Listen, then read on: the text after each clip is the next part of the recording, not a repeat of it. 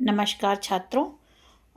मैं अल्फाजों की चांदनी में लेकर आई हूँ क्लास 10th आईसीएससी का एकांकी संचय का प्रथम पाठ संस्कार और भावना पूरे एक्सप्लेनेशन के साथ। परीक्षा की दृष्टि से ये बहुत उपयोगी एक्सप्लेनेशन है। इसमें बहुत सारे ऐसे प्रश्न हैं जिन्हें आप समझ लेंगे तो आपका पूरा चैप्टर तैयार हो जाएगा। तो ज़्यादा देर न करते हुए हम बढ़ते हैं इसके अगले पृष्ठ की ओर। अगर हम संक्षिप्त सारांश की बात करें तो इस एकांकी में माँ पुराने रिवाजों पुरानी परंपराओं में बंधी है, लेकिन अंत में जब बड़ा बेटा अविनाश बीमार पड़ता है तो माँ अपने बनाए नियमों को भूलकर उसे और उसकी पत्नी को अपनाने का निर्णय लेती है, जो कि रूढ़िवादी संस्कारों की पराजय है और भावनाओं की विजय है। इस एकांकी में प्रमुख पात्र हैं माँ, उसका बड़ा बेटा अविनाश, छोटी बहू उमा, छोटा बेटा अतुल और बहू जो कि अविनाश की पत्नी है, जो कि बंगाली है। तो इतना संक्षेप में हम सारांश में समझ लेते हैं कहानी को। अब इसका मुख्य उद्देश्य क्या है? कई बार परीक्षा में पूछा जाता है एकांकी का उद्देश्य स्पष्ट कीजिए। तो आपको क्लू में ये पता होना चाहिए कि रूढ़िग्रस्त प्राचीन संस्कारों की जगह पर भावनाएं यानी मानवीय संवेदनाओं को श्रेष्ठ बताया गया है इस एकांकी में, कि माँ पूरे जीवन संस्कारों में बंधी रही लेकिन अंत में भावनाओं की विजय होती है। और इस एकांकी में यह दिखाना कि भावनाएं कठोर परंपराओं को तोड़ सकती हैं, ये इस कहानी का उद्देश्य है, अगर शॉर्ट में आप समझ लें तो।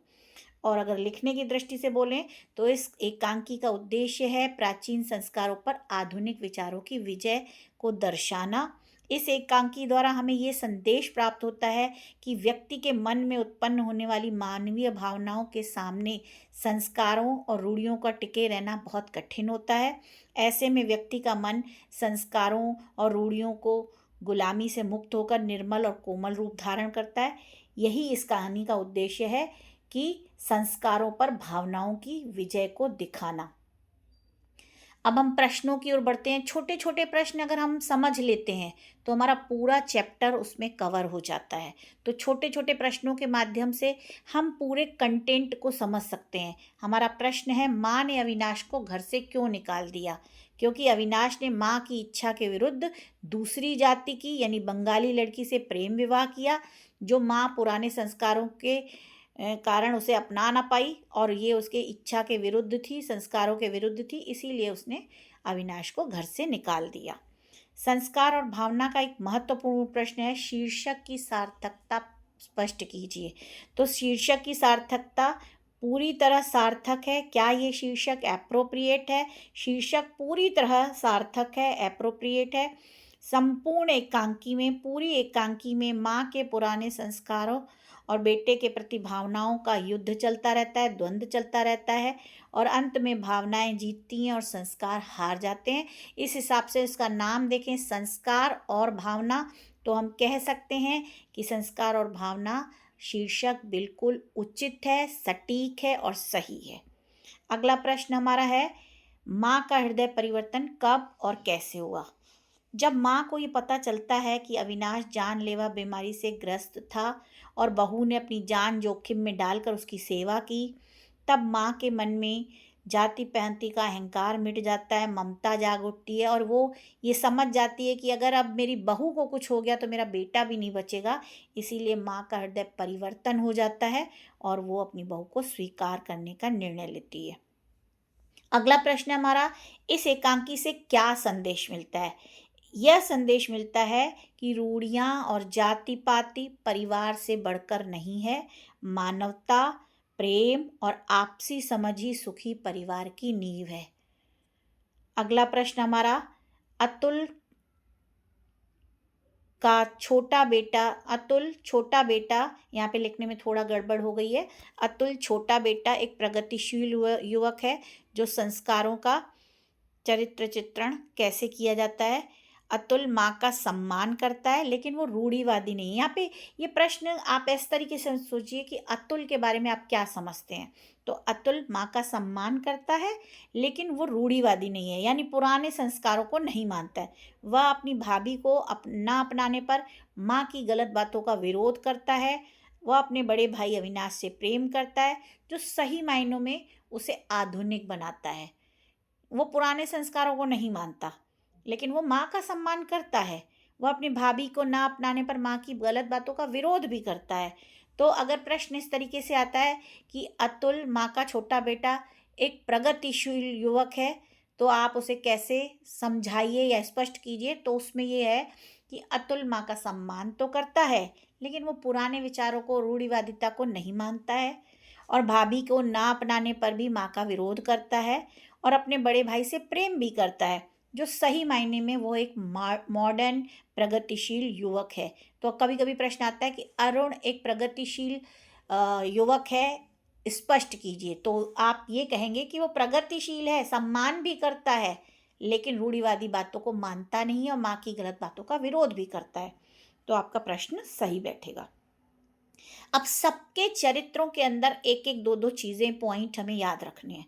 माँ है, वो रूढ़िवादी है, संस्कारों से ग्रसित है, लेकिन ममता से भरी हुई है। आखिर में उसकी ममता संस्कारों पर विजय पाती है और वो अपने बेटे को अपना लेती है। अविनाश विजातीय यानी दूसरी जाति में विवाह करने वाला है, अपनी जिद का, अपने सिद्धांतों पर अटल है, पक्का है। उमा जो है वो संस्कारी बहू के रूप में माँ का दिल जीतती है, जो कि उसके छोटे बेटे की पत्नी है।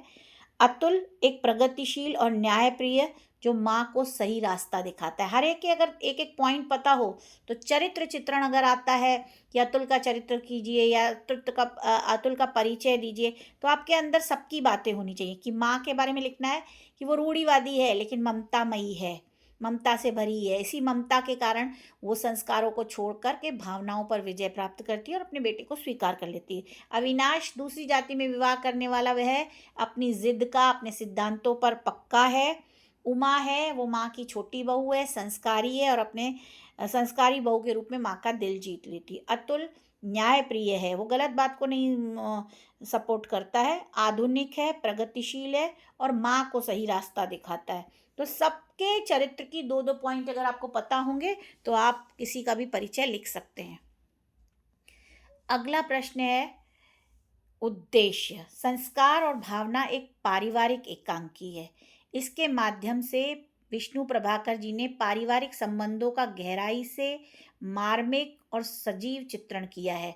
एकांकी का मुख्य उद्देश्य यह दिखाना है कि आपसी रिश्ते संबंधों में प्रेम और स्नेह से बढ़कर कुछ नहीं होता है।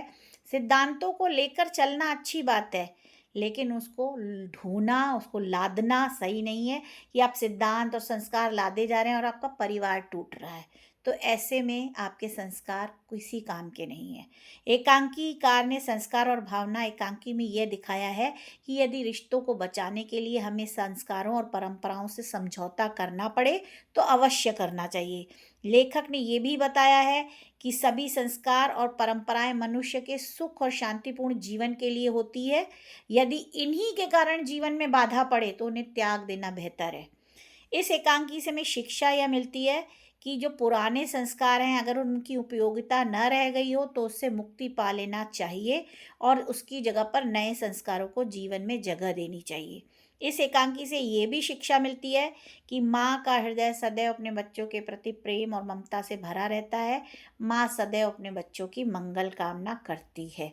तो सारे पॉइंट समझ जाएंगे ना, तो आपको लिखने के लिए शब्द मिलेंगे कि पुराने संस्कार छोड़ दीजिए, उसकी जगह पे नए को जगह दीजिए। और जो संस्कार सुख सुविधा के लिए बनाए जाते हैं, अगर उसी संस्कारों से तकलीफ पड़ने लगी है तो उन्हें छोड़ देना बेहतर है और समय के साथ कदम मिला के चलिए।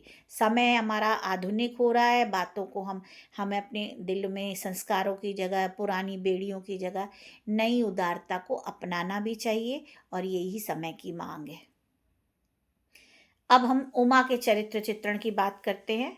कई बार उमा का चरित्र चित्रण, उमा माँ की छोटी बहू है, उसका परिचय दीजिए। 2 नंबर के अंक के लिए भी ये प्रश्न आता है। और कई बार ऐसे होता है कि वक्ता कौन है, परिचय दीजिए। तो आपका अगर वक्ता से संबंधित गद्यांश आता है तो आपको पूरा उमा के बारे में समझ में आएगा तो आप आराम से इस प्रश्न को लिख सकते हैं। उमा एकांकी की दूसरी प्रमुख स्त्री पात्र है। प्रथम स्त्री पात्र है माँ और दूसरी है उमा। अतुल की पत्नी है, माँ की छोटी बहू है। उमा आधुनिक विचारों से युक्त होने पर भी अपनी सास को बहुत मानती है। वह सदैव अपनी सास का पालन करती है, सदैव उनका ध्यान रहती है। और उमा सास के दुखी होने पर उनका पक्ष लेकर बड़ी भाभी से लड़ने भी जाती है और उसके सामने माँ का पक्ष रखती है।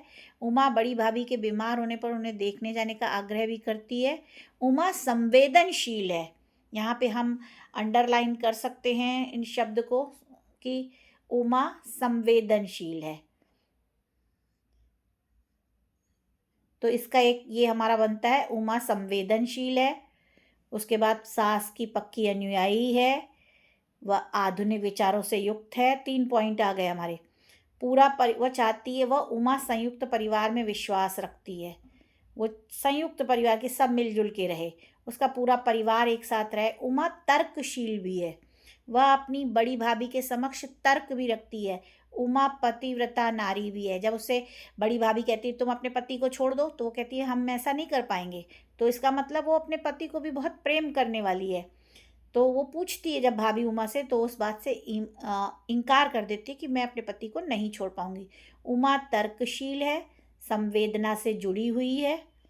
तो इस तरीके से इनके स्त्री पात्रों में बहुत सारी चीज़ें हम यहाँ पे पॉइंट्स रख सकते हैं। ठीक है, अब हम आगे बढ़ते हैं। उमा का चरित्र चित्रण। अब वो तो हमने सारे पॉइंट पढ़े, अगर शॉर्ट में देखें तो उमा बेहद समझदार महिला है।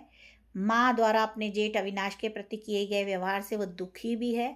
उमा अपने प्रयासों से अतुल की माँ यानी अपनी सास का हृदय बदल देती है अविनाश के प्रति, बंगाली बहू के प्रति, कि वो उन्हें अपना ले। माँ को बड़े बेटे अविनाश और उसकी बहू को अपनाने के लिए वो राजी कर लेती है। इस हिसाब से देखें तो उमा एक समझदार महिला है, तर्कशील है, संवेदनशील है, संयुक्त परिवार में विश्वास रखती है और पतिव्रता नारी भी है और आधुनिक विचारों वाली भी है। और अंत में वो अपने परिवार को एक कर भी लेती है। तो उमा के चरित्र के बहुत सारे पॉइंट हैं, पर एक बात जैसे वो तर्कशील है, लॉजिकल बात करती है, समझदार है, आधुनिक विचारों वाली है, सास को प्रेम करने वाली है, पतिव्रता नारी है। तो 5 पॉइंट तो हमने आपको यहीं पे बता दिए। अगला, एकांकी का उद्देश्य क्या है? एकांकी का उद्देश्य ये दिखाना है कि परिवार में रूढ़िवादी परंपराएं, पुराने संस्कार की तुलना में प्रेम भावनाएं अधिक महत्वपूर्ण है। यही दिखाना इस एकांकी का उद्देश्य है। बार बार उद्देश्य की बात को लेके कह रही हूँ, तो उद्देश्य आपको समझ में आना चाहिए। ये आप लिख सकते हैं कि इस एकांकी का उद्देश्य यह दिखाना है कि संस्कार अच्छी बात है, बट परिवार के लिए संस्कारों से अधिक भावनाएं हैं और अंत में भावनाओं की जीत होती है। संस्कार इसीलिए बनाए जाते हैं कि परिवार में सुख शांति रहे, पर उसी संस्कारों की वजह से परिवार टूटने लगे तो ऐसे संस्कारों को त्याग देना बेहतर है और भावनाओं को अपनाना आवश्यक है। भावनाएं संस्कारों से विजय पाने में श्रेष्ठ हैं। अब माँ के पात्र का विकास कैसे होता है, माँ का कैरेक्टर है वो कैसे प्रोग्रेस करता है। पहले वो जाति पाति को लेकर बहुत कट्टर थी। अविनाश की बीमारी, पुत्र में उसके संस्कार जो है कमज़ोर पड़ जाते हैं और अंत में वो सोचती है कि मेरे बेटे को कुछ हो गया या उसकी पत्नी को कुछ हो गया तो मेरा बेटा नहीं बचेगा। तो जो भावनाएं हैं उनके अंदर उमड़ रही थी, उनकी जीत हो जाती है और संस्कार हार जाते हैं, क्योंकि पुत्र स्नेहता, पुत्र में ममता थी।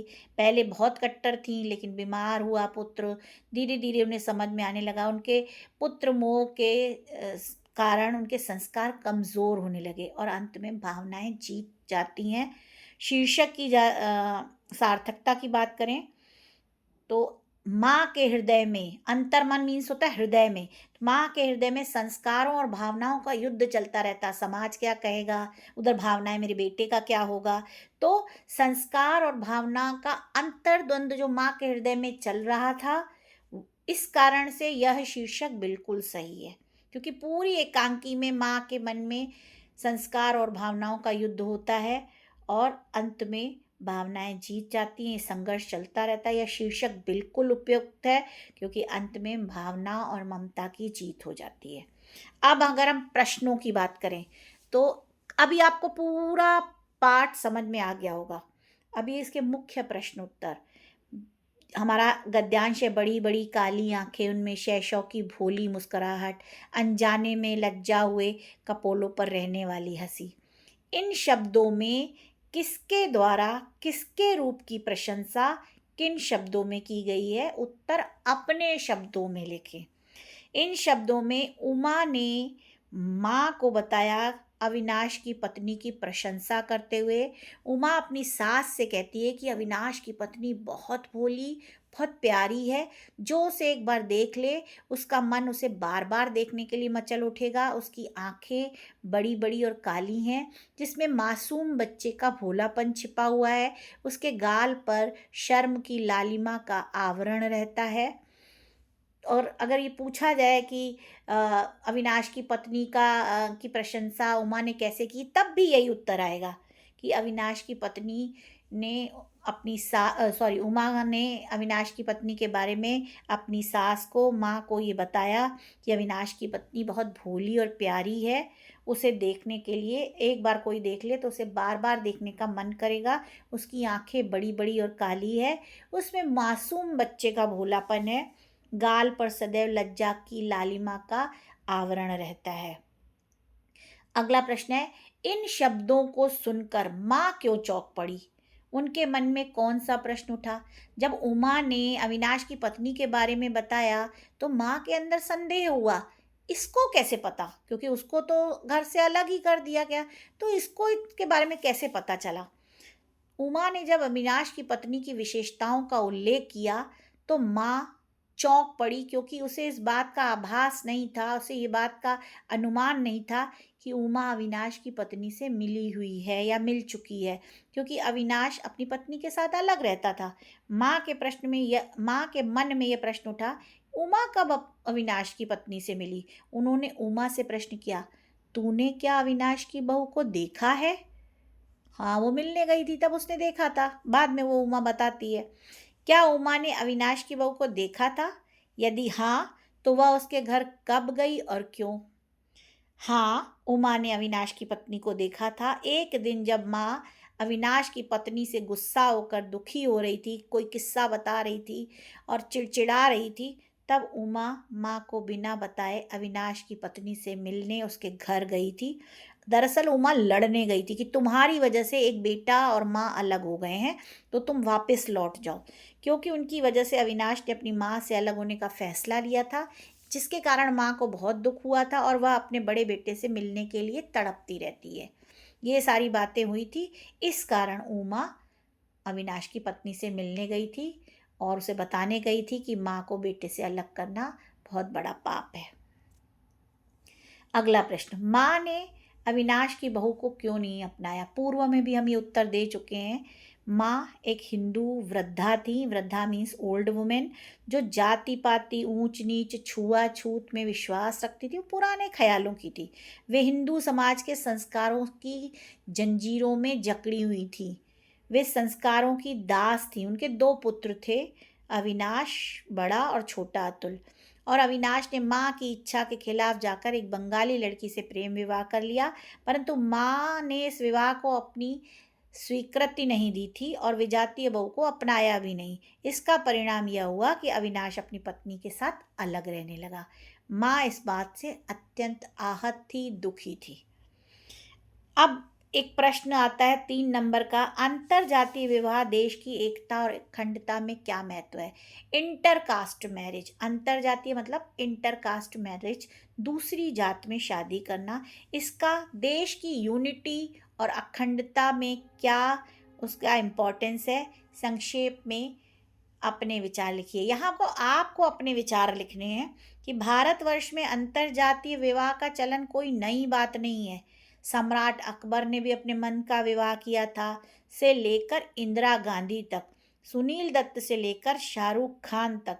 देश में हजारों ऐसे उदाहरण देखे जा सकते हैं जहाँ विभिन्न कम्युनिटी के लोग परस्पर विवाह के बंधन में बंधे हैं, यानी दूसरी जाति में उन्होंने शादी की है।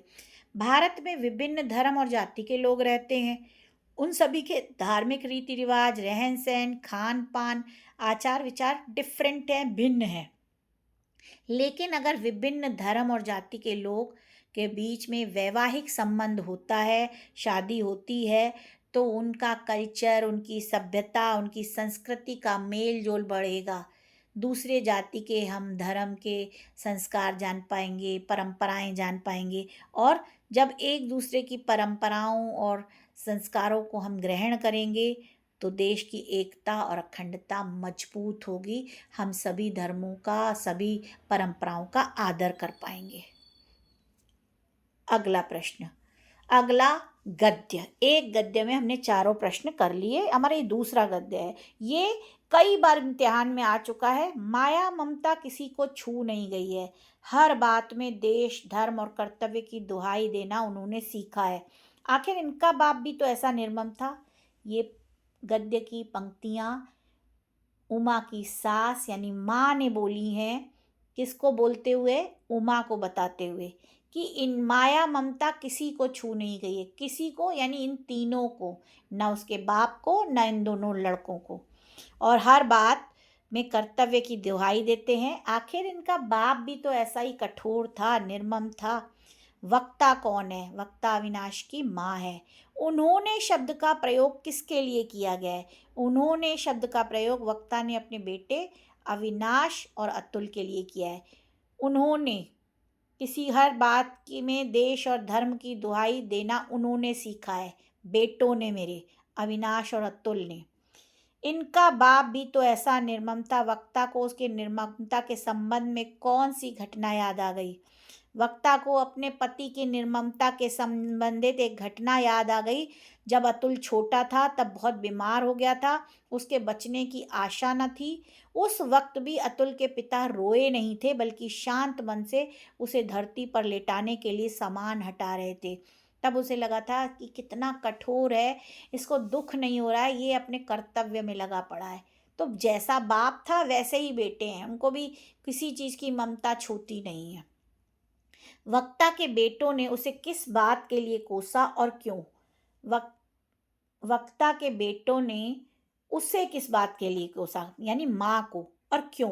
वक्ता के बेटे ने उसे मोह, ममता और संस्कारों की दास्तां की बात के लिए कोसा है, क्योंकि संस्कारों की गुलामी से मुक्त होने की शक्ति उनके पास नहीं थी। वे उसे डांटते रहते थे कि तुम पुराने संस्कार लिए बैठी रहना, क्योंकि उनके अंदर इतनी शक्ति नहीं थी कि वो पुराने संस्कार छोड़ पाए। हालांकि बाद में वो बदल जाती हैं। अगला प्रश्न हमारा है, माँ का हृदय परिवर्तन कैसे हुआ और कब हुआ?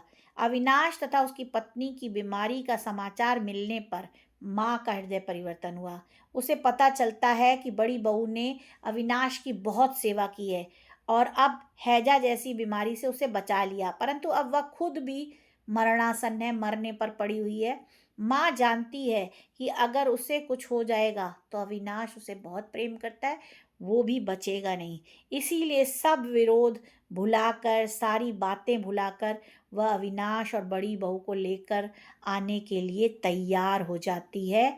अपनी भावनाओं की वो विजय करती है और अपने संस्कारों को छोड़ देती है। अगला प्रश्न, बाप बेटों की किस समानता का उल्लेख किया गया है? बाप और बेटों में कौन सी सिमिलैरिटी है?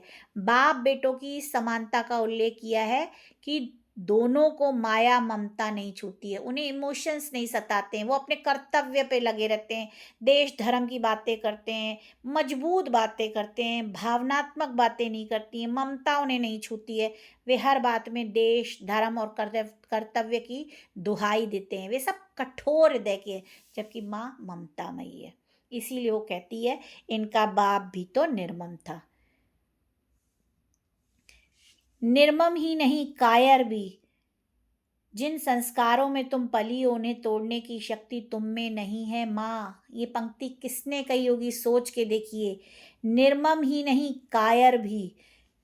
जिन संस्कारों में तुम पली हो, उसे तोड़ने की शक्ति तुम में नहीं है माँ। जब माँ कहती है तुम्हें पता है कि अविनाश की पत्नी बीमार है, तो बोला हाँ मालूम है, क्योंकि लेकिन तुम उसमें कुछ कर नहीं पाओगी, क्योंकि तुम तो अपने संस्कार लेके बैठोगी, तुम उन्हें अपनाओगी नहीं।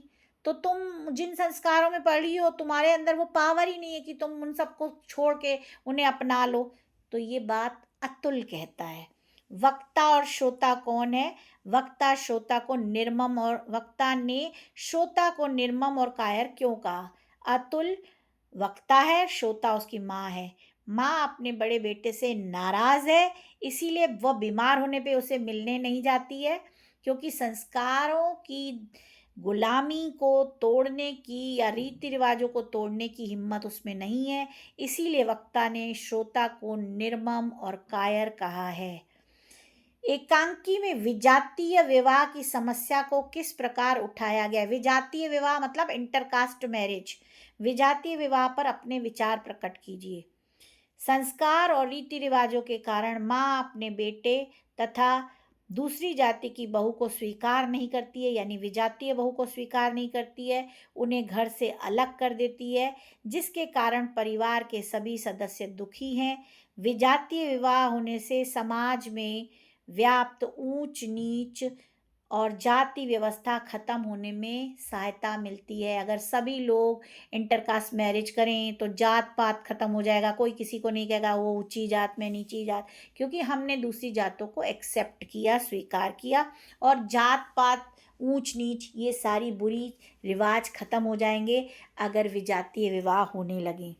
तो विजातीय विवाह पर हमें विचार यही देने हैं कि विजातीय विवाह होने से समाज में व्याप्त जात पात, ऊंच नीच आदि बुराइयां खत्म होंगी या उसको खत्म होने में सहायता मिलेगी। माँ ने अतुल को के यहाँ जाने माँ यहाँ पे प्रश्न थोड़ा गलत है। माँ अविनाश के यहाँ जाने को तैयार क्यों हो जाती है? माँ को अविनाश के ठीक होने के साथ साथ उसके पत्नी के बीमार होने की जब जानकारी मिलती है, वह जानती है यदि बड़ी बहू को कुछ हो जाएगा तो उसके बेटे का जीवित बचना मुश्किल है। इसीलिए उन दोनों को बचाने के लिए माँ अविनाश के यहाँ जाने को तैयार हो जाती है। आखिर में है संस्कार और भावना एकांकी का संदेश स्पष्ट कीजिए। संस्कार और भावना एकांकी ये संदेश देती है कि संस्कारों के नाम पर हमें रूढ़िवादी नहीं बनना चाहिए, ऑर्थोडॉक्स नहीं बनना चाहिए। हमें जीवन के मूल्यों को समय के साथ कदम मिलाना चाहिए, जीवन के मूल्यों को स्वीकार करना चाहिए। हमारे जीवन में संस्कारों के ऊपर भावनाओं को स्थान देकर हमें परिवार को टूटने से बचाना चाहिए। संस्कार संस्कार करते रहें और पूरा परिवार हमसे अलग आ जाए तो ऐसे संस्कारों का हम क्या करेंगे? तो इसीलिए हमारे जीवन में संस्कारों से ऊपर भावनाओं को जगह देनी चाहिए और परिवार को टूटने से बचाना चाहिए। अब हमारा अगला वो है, कहते हैं चेतन से अचेतन ज़्यादा शक्तिशाली है। ये हमारा गद्यांश है ना। इसीलिए तुम एक दूसरे के प्रति खिंचे, चाहे वह प्रेम था चाहे घृणा थी, पर असल बात खून के खिंचाव की थी, वह हो कर रही। काश कि मैं निर्मम हो सकती, काश कि मैं यहाँ पे माँ है जो अपने आप को रिग्रेट फील कर रही है कि सब एक दूसरे से मिलते हैं, केवल मैं ही नहीं मिल पा रही हूँ क्योंकि मैं संस्कारों की गुलामी से बंधी हुई हूँ। काश कि मैं संस्कारों की दास्तां मीन्स गुलामी। चेतन से अचेतन अधिक शक्तिशाली है, कथन का आशय स्पष्ट कीजिए। संस्कारों की दास्तां में जकड़ी हुई माँ अपने बेटे से नहीं मिलने जाती है, परंतु अतुल और उमा उससे मिलने गए। तब माँ को महसूस हुआ कि अपनापन भावनाओं के कारण होता है।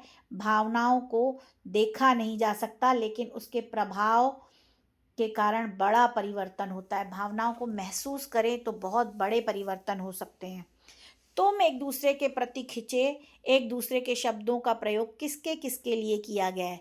तुम यहाँ एक दूसरे के प्रति खिंचे, यहाँ एक दूसरे के शब्द का प्रयोग अविनाश, अविनाश की पत्नी अतुल तथा उसकी पत्नी उमा के लिए। तुम लोग यानी कि अविनाश के घर अतुल भी जाता था, उमा भी गई, उमा भी भाभी से मिली और अतुल भी अपने भाई से मिलता रहा, तो दोनों लोग जाते थे।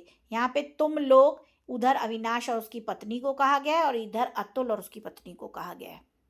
उनके लिए तुम लोग तुम एक दूसरे के प्रति खिंचे, ये उन दोनों के लिए, दोनों जोड़ों के लिए कहा गया है। रक्त के खिंचाव से क्या अभिप्राय है, यानी क्या अर्थ है, वह होकर रही। वक्ता ने ऐसा क्यों कहा? इससे यह अभिप्राय है कि खून के रिश्ते में बड़ा जुड़ाव होता है, बड़ा आकर्षण होता है, इसीलिए किसी न किसी कारण अतुल और उमा अविनाश के घर हो आए थे। इसीलिए वक्ता ने कहा कि खून का जो रिश्ता होता है ना, वो जल्दी टूटता नहीं है, उसमें बहुत आकर्षण होता है, बहुत खिंचाव होता है, इसीलिए तुम लोग बार बार वहाँ पे मिल जाते थे। वक्ता किन संस्कारों की दास्तां से मुक्त नहीं हो पाता, स्पष्ट कीजिए। वक्ता यानी माँ रूढ़िवादी संस्कारों वाली महिला है, जो ऊंच नीच, जाति पात, मतभेद के विचारों से ग्रस्त है, इसीलिए वह कुल, जाति और संस्कारों की गुलामी से, उनके दास्तां से मुक्त नहीं हो पाती है। लास्ट में हमारा एक और प्रश्न है, एकांकी के ये बार बार मैंने प्रश्न अलग अलग तरीके से रखा है ताकि आप बार बार वो चीज़ें पढ़ें तो आपके दिमाग में वो क्लिक कर जाए। एकांकी का शीर्षक अत्यंत सार्थक है, यानी एप्रोप्रिएट है। एकांकी की सारी घटनाएं, ये वाला प्रश्न का उत्तर आप बिल्कुल याद कर लीजिएगा। एकांकी की सारी घटनाएं संस्कार और भावनाओं के संघर्ष के आसपास घूमती है। एकांकी के अंत में संस्कारों पर भावनाओं की जीत हो सकती है।